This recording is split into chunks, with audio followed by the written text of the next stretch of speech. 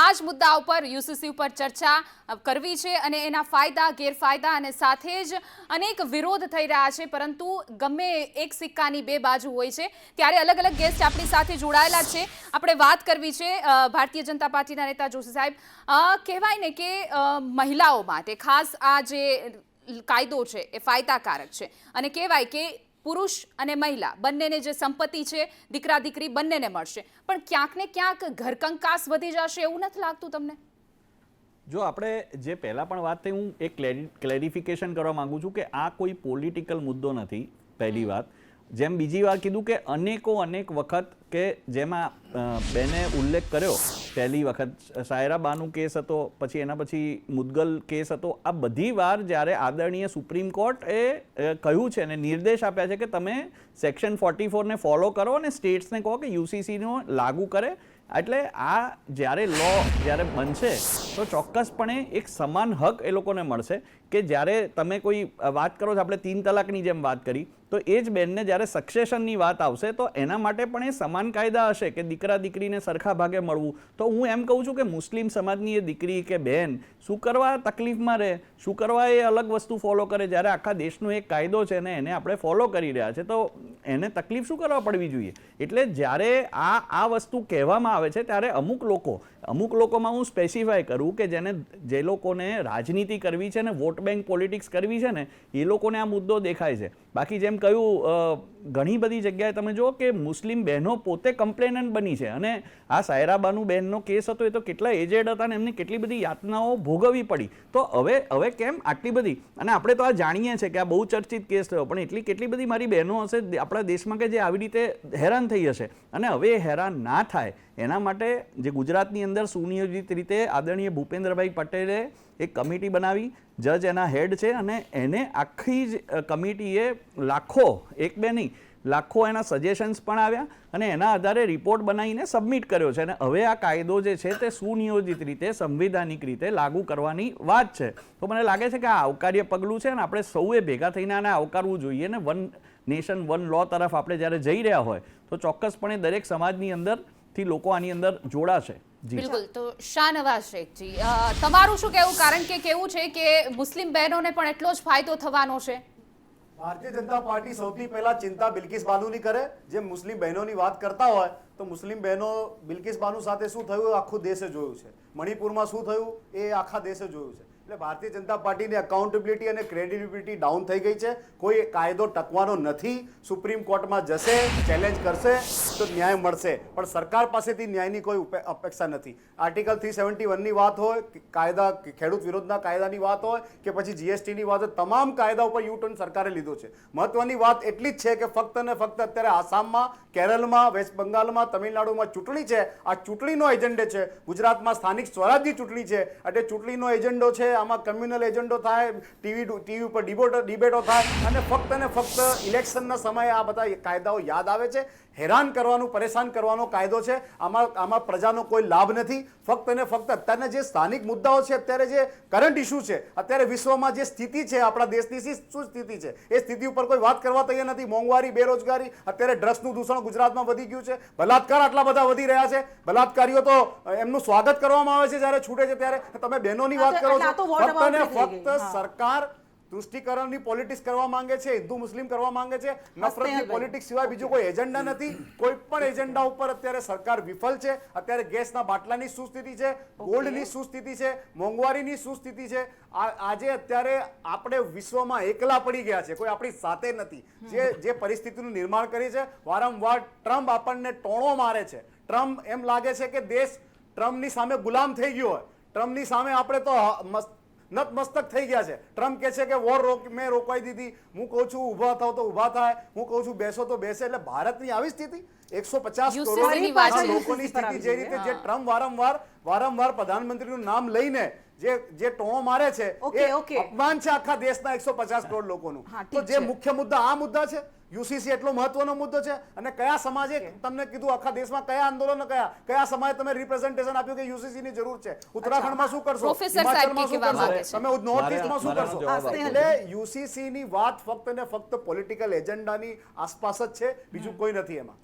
Political agenda છે આ સ્નેહલ જોશી? ભાઈએ શરૂઆતમાં મારા શાહનવાઝભાઈએ એવું કીધું કે આ લોકો કોન્સ્ટિટ્યુશન માનતા નથી, એમના રાહુલ ગાંધીજી લહેરાવે છે પણ એ કોઈ દિવસ તમે વાંચતા સંવિધાનને નથી. માનતા સેક્શન નથી. 44 તમારા વાંચો, લોકો કહેતા હતા કે સેક્શન સંવિધાન તો 44 વાંચો તો ભાઈઓ. તમને ખબર પડશે. RSS દેશના પાટલા પર બોલવા રાહુલ ગાંધી ઊભા થયા તો બીજી સંવિધાનની વાતો તો કરવા વાત જ માંડ્યા. ન જેમ તમે કરવી જોઈએ. ટ્રમ્પની વાતો બાબા કરી સાહેબ ને એમ એમને આંબેડકરના પણ એ બધી વાતો કરી. નથી. રાહુલ ગાંધી જોડે કોઈ કરો. એજન્ડા નથી અને તમે તો દેશના જ્યારે રાજનીતિ ભાગલા વાત પડ્યા કરી રહ્યા એમાં છો. તમારા પાર્ટીનો તમે પરિવાર decentralization એમાં 100% માનતા નથી. તમે એની વિવિધતામાં અંદર નથી એ માનતા. વસ્તુને હેન્ડલ તમે નતો કરી ફક્ત ને શક્યો. ફક્ત કાશ્મીર હિટલરની જેમ મુદ્દાને શાસન વર્ષો કરવા સુધી માંગો છો. તમારી પાર્ટી હેન્ડલ નથી કરી તમારા શકી. બાપ હશે એટલે તમારી જે યોગીઓ. નિષ્ફળતાઓ તમારા છે બાપ હશે એની સામે પણ તમે યોગીઓ. લીસ્ટ જુઓ. તમારી ભારતના નિષ્ફળતાના 150 લીધે કરોડના બાપ લાખો નથી, તમારા લોકોનો બાપ હશે. કત્લેઆમ થયો છે. લાખો તમે લોકો તો ઘર ફક્ત છોડવા માટે શબ્દોમાં મજબૂર શબ્દોમાં થયા છે. અને ભારતીય અમે જનતા લોકો પાર્ટી અત્યારે એક કાયદો લાવવા માંગીએ છીએ ભારતીય જનતા UCC પાર્ટી અંતર્ગત સંવિધાન અંતર્ગત જે બાબા સાહેબ આંબેડકર પણ જેના હિમાયતી હતા એ કાયદો અમે જ્યારે લાગુ કરવા માંગીએ છીએ ત્યારે તમારી જે વોટ બેંક તૃષ્ટિકરણના પોલિટિક્સની અંદર ગાબડું પડતું હોય એવું તમને દેખાય છે. બહેનોના હક જે છે એ તમારે આપવા નથી એટલે કોંગ્રેસ આવી વાત કરે છે. 100 ચૂંટણી હારવાના રેકોર્ડની નજીક પહોંચેલા નેતાવાળી આ પાર્ટીના વ્યક્તિને કોન્સ્ટિટ્યુશનની વાંચવાની કે એની કોઈ પણ જાતની અહીંયા ઉલ્લેખ કરવાનો પણ એને તસ્દી લીધી નથી અને ભારતીય જનતા પાર્ટી પર એવા ખોટા આક્ષેપ કરવા છે કે અમે નથી વાંચતા, અમે સંવિધાનને ફોલો કરીએ છીએ અને સંવિધાનના આધારે જ આ કામ થશે ભાઈ. ઓકે, અસરાર સાહેબ પાસે જઈશું આપણે, પરંતુ આપણી પાસે આવે અતુલભાઈ. આપણે ઘણી બધી વાતો કરીએ છીએ આ જ મુદ્દો કે હમણાં જ્યારે આ વાત થઈ કે જ્યારે વારસાની વાત આવશે ત્યારે આપણને કેમ એવો ડર લાગે કે આના કારણે પારિવારિક સંબંધો છે ખરાબ થઈ જશે? કેમ ત્યાં એ માનસિક સમાનતા નથી આવતી કે હા યુનિફોર્મ સિવિલ કોડ છે, એ દીકરીઓને પણ વારસાનો અધિકાર એટલો જ છે પિતાની સંપત્તિ પર, તો ત્યારે આપણા જે રૂઢિગત રિવાજો છે કે માન્યતાઓ છે, પરંપરા છે, એ કેમ નથી બદલી શકતા? છે ને 2-3 વસ્તુઓ ઉપર બહુ ખાસ ધ્યાન રાખવા જેવું અને વિચારવા જેવું છે. આ લિવ ઇન સંબંધની જે વાત છે એને જો તમે કાયદેસર કરશો તો લગભગ બધા ધર્મો લગ્નમાં માને છે, આપણા બધા ધર્મો. એટલે મને એવું લાગે છે કે આ લગ્ન જે પરંપરા છે ભારતની મૂળ ધરોહર છે અને જો આને તમે લિવ ઇન નોંધણી જો ફરજિયાત કરાવશો તો પછી આ લગ્ન કરતાં સસ્તું થઈ ગયું, સહેલું થઈ ગયું અને એકદમ એની પછી તમે માન્યતા આપી દેશો તો મને એવું લાગે છે કે આની ઉપર ફરીથી પુનઃ વિચાર કરવો જોઈએ.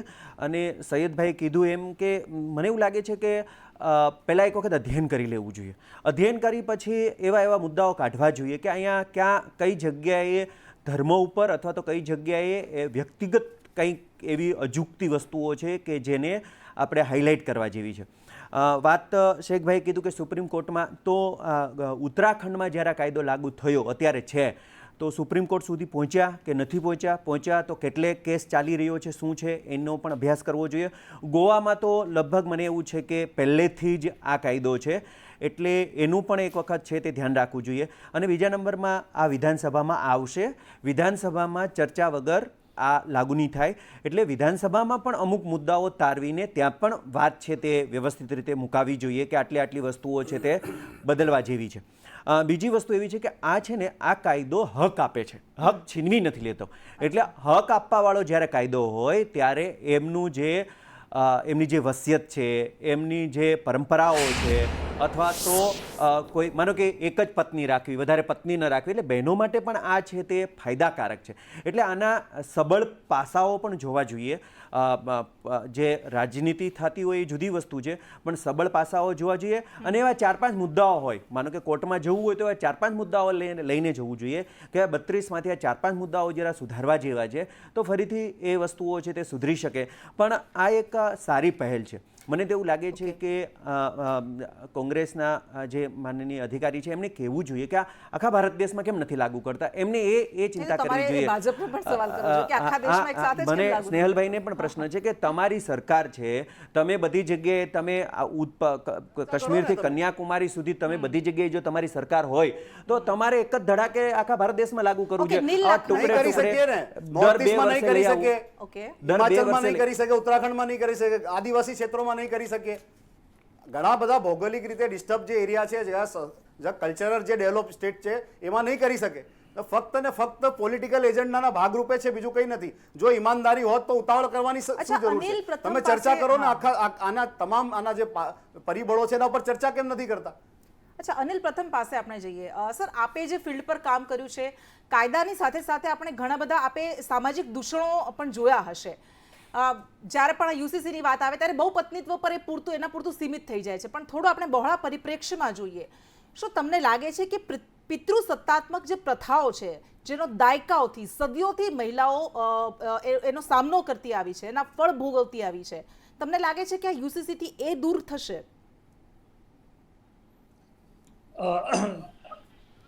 સૌથી પહેલા તો હું હા સર, આપણે રોકીશું. જીતુ વાઘાણી પ્રેસ કોન્ફરન્સ કરી રહ્યા છે, સીધા જોઈએ. એટલે ચર્ચાઓમાં આખો દિવસ જે કાંઈ બજેટના આપણા બિલની અંદર એ સમય ફાળવ્યો છે, એ સમયમાં ખૂબ ખુલ્લા મનથી માનનીય મુખ્યમંત્રીશ્રીના સ્વભાવ પ્રમાણે તમામ લોકો, પક્ષ અને પ્રતિપક્ષ, એ ચર્ચામાં ભાગ લઈ શકશે, પણ તમામ ચર્ચાઓ તો એ બિલમાં જ થશે. અને જ્યારે પણ આ પ્રકારની થ્રેટો હોય છે ત્યારે હંમેશા તંત્ર એ એલર્ટ હોય છે. આજે પણ જે તંત્રએ એલર્ટનેસતા દાખવી છે, અને સ્વાભાવિક છે કે આ પ્રકારની થ્રેટો સામે લડવાની પણ તૈયારી એ ગુજરાતની કાયમ હોય છે, દેશની કાયમ હોય છે, પણ એને ગંભીરતાથી હંમેશા લીધી છે. અને આજે પણ આપણે જોયું તો એ પ્રકારે ગંભીરતાથી લઈ અને ડીજીપીએ પણ અમને એમ છે એમાં એના માટેની પ્રેસ કોન્ફરન્સ એ પત્રકારો સમક્ષ મૂકીને રાજ્યની જનતાને પણ વાત કરી છે. બનાસકાંઠાની અંદર ગામમાં ચૌધરી અને બંને સમાજ સામે સામે આવી ગયા હતા. એક યુવતીને ચૌધરી સમાજની યુવતીને આખું ધીંગાણું સર્જાયું. ઓગળ તાલુકાનો આખો વિવાદ છે. આપ જાણો છો, બેઠકમાં તો ધ્યાનમાં નથી, પણ કંઈ પણ બાબત હોય એ બધાએ શાંતિ જાળવીને, એકતા, શાંતિને સલામતી જાળવીને આપણે બધાએ એ વ્યવહાર કરવો હિતાવો છે. તંત્ર એની રીતે કામ ત્યાં કરી રહ્યું છે. જીતુભાઈ, આપના જ વિભાગનું છે, રાજકોટના લોધિકા પાસેથી નકલી જંતુનાશક દવા ખેડૂતો જે ઉપયોગ કરે છે એનો જથ્થો પકડવામાં આવ્યો છે એસઓજી દ્વારા. ઘણી વખત આવું થતું હોય છે, નકલી બિયારણ, નકલી દવા, જેનો ભોગ છેલ્લે ખેડૂતો બનતા હોય છે. કેવા પ્રકારની સરકારની તૈયારી, કડક કાર્યવાહી અને આ પ્રકારનું વેચાણ બંધ થાય એ માટે? કેન્દ્ર સરકાર અને રાજ્ય સરકારના કેટલાક અધિકારો અલગ અલગ હોય છે, અને એ ધારાધોરણો પ્રમાણે સખ્તતાથી માનનીય મુખ્યમંત્રીશ્રી આ બારામાં ખાદ્ય ખોરાકની બાબત હોય તો પણ એમાં સખ્તાઈ ભેળસેળ માટે આવનારા દિવસોમાં આપ સૌ સમક્ષ રાજ્ય સરકાર એ નિર્ણય કરવા જઈ રહી છે. જંતુનાશક દવા હોય, પ્રતિબંધિત દવા હોય, ડુપ્લિકેટ ખાતર હોય, ડુપ્લિકેટ બિયારણ હોય, એમના માટેની પણ જે જોગવાઈઓ છે એ પ્રમાણેની સખ્ત કાર્યવાહી, પોલીસ ફરિયાદ પણ થઈને અમરેલી પણ આ પ્રકારનું એક બન્યું હતું ત્યારે પોલીસને ઊંડાણપૂર્વક જઈને જે કોઈ પણ લોકો હોય એની સામે કડકમાં કડક કાર્યવાહી કરીને એમની સામે પણ સખ્તાઈથી પગલાં લેવામાં આવે એ પ્રકારનો નિર્ણય. કેટલ ફીડની બાબત હોય એ પણ પશુઓને આપવામાં આવે છે, એમાં પણ ક્યારેક ગરબડીના સમાચાર મળે છે. આ તમામ પ્રકારમાં આજે કેબિનેટમાં પણ મુખ્યમંત્રીશ્રીએ ચર્ચા કરી છે, અગાઉ પણ ચર્ચાઓ થઈ છે. એ ખાદ્ય ખોરાક એટલે કે ભેળસેળ કરનાર હોય એ ચાહે. ઠીક છે, ચર્ચામાં આગળ વધીએ. અનિલ, પ્રથમ સર પાસે જઈએ. સર, આપને પાસેથી જે જવાબ મેળવ્યો હતો કે શું આ કાયદો, કારણ કે કાયદા એ બની તો જાય છે, પરંતુ ઘણા બધા કાયદા એ સામાજિક બદલાવ ઇચ્છિત નથી લાવી શકતા.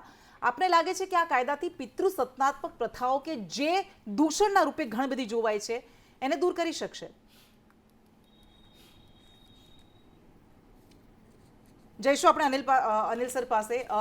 અનિલભાઈ, આપની પાસે આવીએ. આપને શું લાગે છે આ જ સવાલ પર?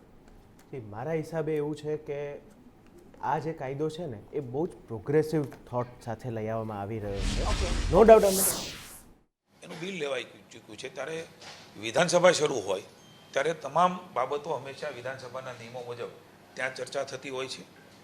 તમામ લોકો ભાગ એમાં લે એવું રાજ્ય સરકારનો અભિગમ છે. કોઈને પણ પોતાની વાત મૂકવી હોય તો મૂકી શકે, પણ યુસીસી બિલ એ અતિ મહત્ત્વનું બિલ છે. વર્ષોથી આપણે જાણીએ છીએ કે સમાન નાગરિકતાનો હક એ બધાને મળે. હું માનું છું કે રાજ્ય સરકારે ખૂબ મહત્ત્વનું ભૂપેન્દ્રભાઈ અને હર્ષભાઈના નેતૃત્વની અંદર આ બિલ એ લાવવાનો નિર્ણય લીધો છે. અને આ બિલ આવવાથી પાસ થયેથી રાજ્યની જનતાને એ અધિકારો પ્રાપ્ત થવાના છે. વર્ષોથી જનતા બિલ એ રાજ્ય સરકાર લાવી રહી છે, ત્યારે એ ચર્ચાઓ તો એમાં થશે, પણ મને એવું લાગે છે કે આ બિલ પારિત થયાથી રાજ્યની જનતા માટે ખૂબ મહત્ત્વનો કહી શકાય એવો ભારતીય જનતા પાર્ટીનો, ભૂપેન્દ્રભાઈની સરકારનો આ નિર્ણય એ તમામ નાગરિકો માટે છે. Thank you. બિલ આવી રહ્યું છે, સ્થાનિક સ્વરાજ ચૂંટણીઓ પણ ડિક્લેર થશે. ચૂંટણી પહેલા આ બિલ સંભવિત રીતે પારિત થઈ જશે તો કાયદાનું સ્વરૂપ પણ પડશે. ભાજપ સ્થાનિક સ્વરાજની ચૂંટણીમાં આ ખતરો બનાવશે યુસીસીનો. ભારતીય જનતા પાર્ટીની જે વિચારધારા રહી છે આપ સૌ જાણો છો, એ સમાન નાગરિક ધારો હોય, 370મી કલમ હોય, રામ મંદિર હોય, આ અમારા હંમેશા કોઈ મુદ્દા નથી રહ્યા. પણ ભારતીય જનતા પાર્ટી એક સંકલ્પને વિચારથી દેશની જનતા માનનીય મોદી સાહેબના નેતૃત્વની અંદર એમનો જે અવાજ છે એ વર્ષોથી આ અમારી વાત છે. એ જ પ્રકારે આ બિલ એ પણ વર્ષોથી અમારી આ વાત છે. રાજ્યની ચૂંટણી સાથે અમને કોઈ સંબંધ નથી. એમની કમિટી પણ ભૂતકાળમાં બનાવવામાં આવેલી છે. એ કમિટીના અહેવાલો આવે પછી રાજ્ય સરકાર બિલ, સ્વાભાવિક છે કે બજેટ સેશન છે ત્યારે મૂકવાનું હોય છે. એટલે અમારે મન ક્યારેય રાજ્યની જનતાના હિતના કામો એ ચૂંટણી સાથે મૂલવતા હોતા નથી. રાજ્યની જનતાનું હિત અમારી પ્રાયોરિટી હોય છે. રાજ્યના જનતાની જે માંગ હોય છે એ અમારા માટે પ્રાયોરિટી હોય છે. હું માનું છું કે રાજ્યની જનતાની અને દેશની જનતાની આ યુસીસી બિલ એ ટોપ પ્રાયોરિટી છે. ત્યારે રાજ્યની સરકાર ભૂપેન્દ્રભાઈ પણ ટોપ પ્રાયોરિટી ઉપર લીધું છે. Thank you. યુસીસીને લઈને પ્રવક્તા મંત્રી જીતુ વાઘાણીએ જવાબ આપ્યો છે કે રાજ્યની જનતાને અધિકારો મળવાના છે. યુસીસી પર વિધાનસભામાં ચર્ચા કરવામાં આવશે, જીતુ વાઘાણીએ કહ્યું છે. અને એમણે એ પણ કહ્યું છે કે આ કાયદો એ સમાનતા તરફ પ્રયાણ કરશે, એ રાજ્યની જનતાને અધિકારો પ્રાપ્ત થાય એ દિશામાં કામ કરવામાં આવ્યું છે. અને વર્ષ પહેલા આની શરૂઆત થઈ ગઈ હતી, કારણ કે એપ્રિલ મહિનામાં જ્યારે કમિટીની રચના કરવામાં આવી હતી રંજના પ્રકાશ દેસાઈની અધ્યક્ષતામાં. વધુ વિગત સાથે સંવાદદાતા નિર્મલ દવે આપણી સાથે જોડાઈ ગયા છે. નિર્મલ, આ કાયદાને લઈને ઘણા બધા પ્રશ્નો છે, વિરોધ પણ છે વિપક્ષનો, અને મુસ્લિમ સ્કોલર્સ પણ વિરોધ કરી રહ્યા છે. પણ આ બધા વચ્ચે સરકાર કહી રહી છે કે આનાથી રાજ્યની જનતાને અધિકાર મળશે.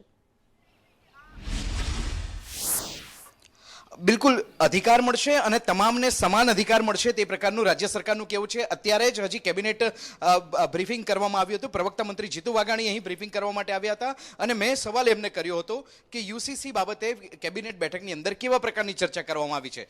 તેમનો જવાબ હતો કે વિધાનસભામાં આ બિલ લાવવામાં આવશે અને આ બિલ અંતર્ગત ચર્ચા કરવામાં આવી હતી.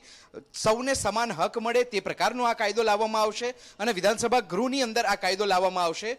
તેમનું કહેવું હતું કે સૌને સમાન અધિકાર મળે તે અત્યંત જરૂરી છે. ભારતીય જનતા પાર્ટી દ્વારા આ કાયદો લાવવાની જે પ્રક્રિયા કરવામાં આવી છે તે ભારતીય જનતા પાર્ટી માટે અત્યંત મહત્વનો મુદ્દો છે. તેમનું એ પણ કહેવું હતું કે ચૂંટણી તેમના માટે અગત્યનું નથી, કેમ કે આગામી સમયમાં સ્થાનિક સ્વરાજ્યની ચૂંટણી પણ આવી રહી છે. પરંતુ આ ચૂંટણી તેમના માટે અગત્ય નથી. તેમના માટે સૌને સમાન અધિકાર મળે તે બાબત ભારતીય જનતા પાર્ટી માટે અગત્યની છે. આમ કેબિનેટ બેઠકની અંદર યુસીસી બાબતની ચર્ચા કરવામાં આવી હોવાનું કેબિનેટ મંત્રી જીતુભાઈ વાઘાણીએ કહ્યું છે અને પ્રવક્તા મંત્રીને આ અંગેનો સવાલ પણ કરવામાં આવ્યો હતો. ઠીક છે, જોડાયેલા રહેશો અને ચર્ચામાં આપણે આગળ વધીએ. શાહનવાઝ શેખજી, તમને સવાલ કે કહ્યું, જીતુ વાઘાણીએ કહ્યું કે સમાન હક માટે છે, ચૂંટણીને લઈને કોઈ આ કાયદો લાવવા માટે કોઈ વાત નથી. આ સારી વાત છે. સમાન હક મળવાની વાત હોય તો જશોદાબેનને પહેલા હક અપાઈ દો, અમને ખુશી થશે. બિલ્કિસ બાનુના જે આરોપીઓ છે એમને બિલ્કિસ બાનુને ન્યાય અપાઈ દો તો અમને ખુશી થશે. મહિલાઓની વાત કરીને ફક્ત ને ફક્ત પોલિટિકલ એજન્ડા સિદ્ધ કરવાની વાત છે. ઇલેક્શન છે ત્યારે તમને યુસીસી યાદ આવે છે, બસ એક જ વાત છે. સમગ્ર દેશમાં યુસીસીનો વિરોધ થયો છે. 4 કરોડથી વધારે વાંધાઓ અરજીઓ આવી છે. તમામ સમાજે, તમામ વિપક્ષે ને ઇવન સંસદમાં પણ અને બધી જગ્યાએ જ્યાં બીજા રાજ્યોમાંથી પણ વિરોધ આવ્યો છે. સરકાર સાંભળવા માંગતી નથી. સરકાર ફક્ત ને ફક્ત હિટલરશાહી અને પોતાના જે નક્કી કરેલા પેરામીટર છે કે આ કાયદો બનાવો છે તો બનાવી દીધું. સંવિધાનમાં શું લખેલું છે, લોકો શું ઈચ્છી રહ્યા છે, આદિવાસીઓનું શું થશે, નોર્થ ઇસ્ટમાં શું થશે, સાઉથમાં શું થશે, ઘણા બધા સ્ટેટમાં અલગ અલગ ડિફરન્ટ ઇશ્યુઝ છે, સામાજિક પરંપરાઓ છે. પરંતુ આ પોલિટિકલ એજન્ડા છે, સરકાર બહુમતમાં છે, પાસ કરે. જો સંવિધાન વિરોધમાં હશે તો અમે કાયદાની દ્રષ્ટિએ આગળ વધીશું. હા, અસરાર સૈયદ, આપણે એમની પાસે પણ જઈએ. અસરારભાઈ, એક કારણ જે મૂકવામાં આવી રહ્યું છે કે અમારી ધાર્મિક પરંપરામાં દખલ છે. તમને શું લાગે છે કે જે મહિલાઓ, કારણ કે ઘણી બધી પરંપરાઓ મહિલાઓ માટે અન્યાયી રહી છે, આપણે જોયું છે, એ 18મી સદીની વાત હોય ત્યારે પણ આપણે જોયું હતું, તો એના આધાર પણ એને વ્યાજબી ન ઠેરવી શકાય, જસ્ટિફાઈ ન કરી શકાય. તો તમે એનો વિરોધ કરી રહ્યા છો યુસીસીનો, તો તમને તમારી પાસે કોઈ વિકલ્પ છે ખરો કે એ વિકલ્પનો ઉપયોગ કરીને તમે મહિલાઓને સમાનતાના અધિકાર આપી શકો? જે પણ કાયદાકીય દ્રષ્ટિએ જો જોવામાં આવે તો મહિલાઓને જ્યાં પણ અન્યાય થાય છે તે કોઈ પણ સરિયાઈ કાનૂન કે કોર્ટમાં નથી જતી, તે પોલીસ સ્ટેશન જ જાય છે અને તે અદાલતમાં જ જાય છે. તો મહિલાઓને જ્યાં અન્યાય થાય છે તે ત્યાં પોતાનો હક કેવી રીતે લેવું તે જાણે છે. અને વાત રહી સમાનતાની, હમણાં મંત્રી શ્રી જીતુભાઈ વાઘાણીએ કે વાત કરી કે બધા માટે સમાન, તો સમાનતા લાવી હોય તો જે આખા ગુજરાતમાં આસાન ધારાનો ભરડો જે મુસ્લિમ સમાજ ઉપર થોપી દેવામાં આવ્યો છે તેની ઉપર પણ વાત કરવી જોઈએ. આજે છે મારામાં એટલી કેપેસિટી છે કે હું શહેરના કોઈ પણ વિસ્તારમાં એક પ્રોપર્ટી ખરીદી શકું, તો એમાં પણ મને સમાનતા મળવી જોઈએ ને. શું કરવા એક જ ફક્ત ધાર્મિક લાગણીઓમાં જ સમાનતા જોઈએ છે આપને?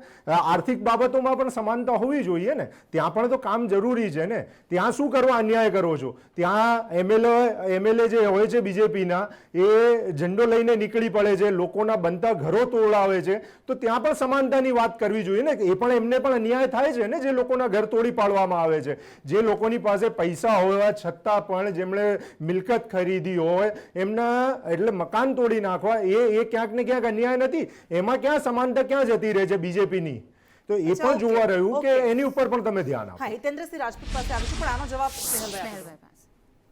જો મારે સ્પષ્ટ કહેવું છે કે જે સમાનતાની વાત છે, અત્યારે જે કાયદો આપણે લાગુ કરવા જઈ રહ્યા છે બધા નાગરિકો માટે સરખો કાયદો હોય. એમને જે વાત કરી કે ભાઈ મકાનો તોડી પાડે આ તે, તો કોઈ પણ જગ્યાએ ખોટી રીતે કોઈ પણ એમએલએ કોઈ પણ પાર્ટીના જો તોડ્યું હોય તો એક નાગરિક તરીકે તમે દર્શાવો. આ છે ને કોમ્યુનલાઇઝ કરવાનું એક આખું માહોલ ઊભું કરવામાં આવ્યું છે અને અમે લોકો ભારતને જોડવા માટે કરી રહ્યા છે. યુસીસીનો જે કાયદો છે તે અમે લોકો યુનિફાઈ કરવા માટે કરી રહ્યા છે. એટલે આ બધાને યુનિફાઈ કરી એક સાથે હકો અપાવવા માટે અમે આ કાયદો લાગુ કરવા માંગીએ છીએ. ત્યારે આ એક પ્રકારનું નેરેટિવ ફેલાવવાવાળા લોકો કે જેનું પ્રતિબિંબ આપણે હમણાં જોયું, તો આ લોકો આવી બધી વાતો કરે છે, અલગ અલગ વાતો કરે છે, પણ આપણે જોયું કે એ બે મારા મિત્રોમાંથી કોઈએ કોન્સ્ટિટ્યુશનની વાત નથી કરી, તેની અંદર શું લખ્યું છે એની વાત નથી કરી, બહેનોને હક મળવો જોઈએ એવું એમને નથી કીધું, પર્સનલ એટેક કરવો, લોકો પર ટિપ્પણી કરવી, બધી ટિપ્પણીઓ કરવી, આ કોંગ્રેસના નેતાઓને આના સિવાય કશું આવડતું નથી. ચલો હિતેન્દ્રસિંહ રાજપૂત આપની પાસે આવીએ.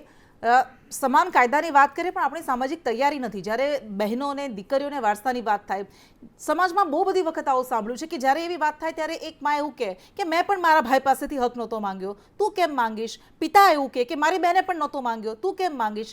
તો આ જે પિતૃ પ્રધાન આપણી માનસિકતા છે, તો એમાંથી બાકાત આપણે કેમ નથી થવું? એમાંથી દૂર કેમ નથી થવું? બેન, આ જે મુદ્દો છે એ વ્યક્તિગત સમજણનો વિષય છે. એ બેનને જ્યાં તમે વાત કરો છો કે અન્યાય થાય છે કે લેટ ગો કરવાની વાત થાય છે, જો ઈચ્છે તો એ કાયદો છે, કાયદામાં સિવિલ સૂટ કરી શકે, પોતાના રીતે હિન્દુ બેન દીકરી પોતાની સંપત્તિમાં હક હિસ્સો કરી શકે છે, પોતાની પતિના સંપત્તિમાં હક હિસ્સો કરી શકે, પૈતૃક સંપત્તિમાં હક હિસ્સો મેળવી શકે છે. પણ ક્યાંક ને ક્યાંક પારિવારિક રીતે, રિલેશનમાં, વ્યવહારિક રીતે, આપસી રીતે આ કલમ મટતી હોય તો ક્યાંક ને ક્યાંક આનો નિવારણ કરવાની પદ્ધતિ એવી રહી છે દરેક પરિવારમાં કે શાંતિ સુલેથી પતી જાય. નકર એની પાસે કાયદો છે, કાયદો વ્યવસ્થા છે, કોર્ટ છે, પોલીસ છે એને ન્યાય અપાવવા માટે, અને એ રસ્તે એ મહિલા, એ જે બેન દીકરી છે જતી હોય છે. અને એ જ રસ્તે આ મુસ્લિમ બેન દીકરીઓને ન્યાય મળે, જે લિવિંગ એન્ડ રિલેશનશીપથી જે સંતાનો આવનારા દિવસોમાં જે જન્મે એમને પૈતૃક જે સંપત્તિમાં હક મળે, એમને ન્યાય મળે, પિતાનું નામ મળે. એ માટે આ જે કાયદો છે એ ખૂબ ઉપયોગી છે. હું તમને એક દાખલો યાદ અપાવું છું ટૂંકમાં. ઉત્તર પ્રદેશના કોંગ્રેસના બહુ મોટા આમ તો રાષ્ટ્રીય નેતા કહેવાય, પણ ઉત્તર પ્રદેશના હતા એનડી તિવારી. ખૂબ બહુ ચર્ચિત કિસ્સો છે. એનડી તિવારીના દીકરાને એમના લગ્નેતર સંબંધથી જે જન્મ્યો હતો દીકરો, એમને પોતાના પિતાનો નામ મેળવવા માટે આખી જિંદગી લડત કરવી પડી, સુપ્રીમ કોર્ટ સુધી લડ્યા, અને ત્યારે જઈને ડીએનએ સેમ્પલો મેચ થયા, ચુકાદો આવ્યો, ત્યારે એમને એ સ્વીકૃતિ મળી, ના મળ્યું. એટલે આટલી લંબી જે લડાઈ છે એ ક્યાંક એ સંતાનો ના કરવી પડે, એ ક્યાંક ને ક્યાંક આ જોગવાઈ કરાઈ છે. અને આ જોગવાઈ રજિસ્ટ્રેશન ખાલી આના માટે નથી, દરેક સમાજ, દરેક ધર્મના લોકો માટે છે. વિશેષ આને કોઈ ધર્મથી કોઈ લેવા દેવા નથી. ધાર્મિક સ્વતંત્રતા પર ક્યાંય કોઈ તરાપ નથી, એમની પ્રેક્ટિસ ધાર્મિક રીતે ક્યાંય બાધિત થતી નથી. ક્યાંક ને ક્યાંક આ લોકો પોતાની દુકાન ચલાવવા માટે પોતાની જ કોમ્યુનિટી સાથે આ લોકો ચીટ કરી રહ્યા છે, ખોટો મેસેજ કોમ્યુનિટીમાં આપી રહ્યા છે અને ક્યાંક ને ક્યાંક આવું નરેટિવ સેટ કરે છે કે સરકારને હિન્દુ જે સંગઠનો છે આ વિરુદ્ધમાં છે અને એમને શોષણ કરવા માટે આ જે બિલ છે એ ક્યાંક ને ક્યાંક લાવવામાં આવી રહ્યું છે. પણ વાસ્તવિકતા એકદમ તદ્દન જુદી છે. આજે 3 તલાકના કાયદા આવ્યા પછી બહેનોની સ્થિતિ ખૂબ સુધરી છે અને આશા રાખું છું આ કાયદા આવ્યા પછી પણ એ બેન દીકરીઓની આશા છે કે સ્થિતિ સુધરશે. અને જે પ્રમાણે બિલ્કિસ બાનોની એની વાત કરે છે અપવાદ હોઈ શકે, પણ સોફિયા કુરેશીને આખી દુનિયાએ જોઈ છે. સંદેશના સવાલ પર જીતુ વાઘાણીએ શું કહ્યું તું સાંભળીએ. મુખ્યમંત્રી ભૂપેન્દ્રભાઈના